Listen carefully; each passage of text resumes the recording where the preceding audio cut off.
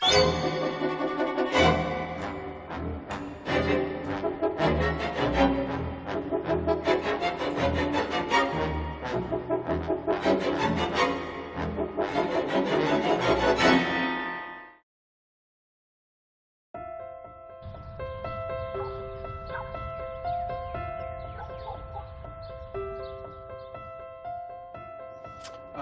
name is Shaun Patrick. I run a prop company here in Rancho Cordova called the Sacramento Film Armory. When I was watching a lot of DVDs, you could see the guys making the sculptures, and you could see people doing casting and molding. I saw a tutorial about how to make a lightsaber, and so me and my dad went to Home Depot, had a list of stuff, and we built it in the garage. I thought this was really rad. When I got out of the Army, or I started doing film stuff, that was like immediately the first thing. It was like, what do I know a lot of? I know a lot about weapons. I know a lot about, painting and stuff like that. So I think that had a lot to do with it.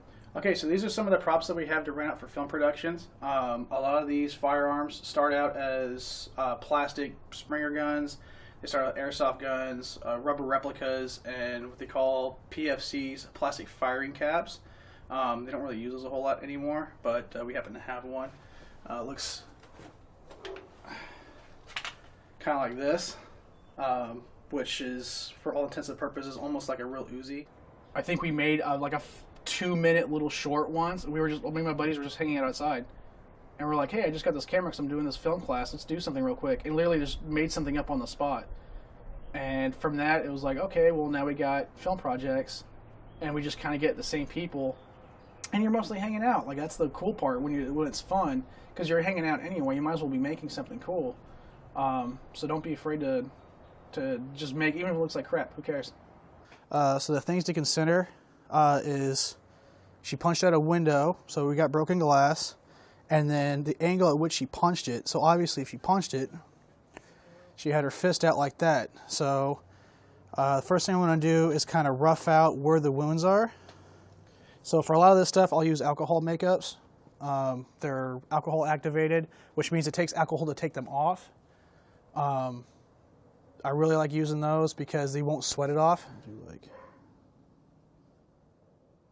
you go. All right, so the first thing I'm going to do, I'll take some of her knuckles, and I'll just kind of brush this on real quick. And it doesn't have to be perfect, but I just want to get it on there. And stuff like this is kind of trial and error. Like you're really not sure how it's going to sit on there or how it's going to lay.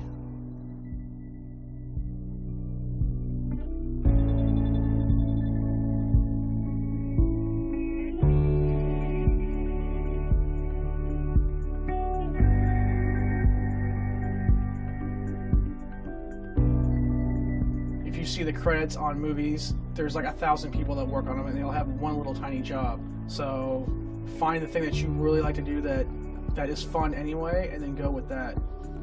In 3 years, I would like to be able to vacuum form my own helmets. Beauty makeup is something else that I want to get more involved in too, because that's just another aspect of something I could get a job for. I like to be more well-rounded, so it's not just I'm an effects guy, so I only do horror movies. No, I'm an effects guy that does everything. I like being on set. I like being part of a team of people that are doing something. I have my own role and something I'm good at. But I don't know if it's one of those things where people start out as something as a hobby or whatever, and then it turns into a job, and then it's not fun anymore. So the cool thing about this is that I get to work on the projects I want to work on. I get to work with the people I want to work with. It's not like my main source of income where I have to go out, and I like being in that little area. But right now, this is doing independent stuff. There's a lot of opportunities to make projects.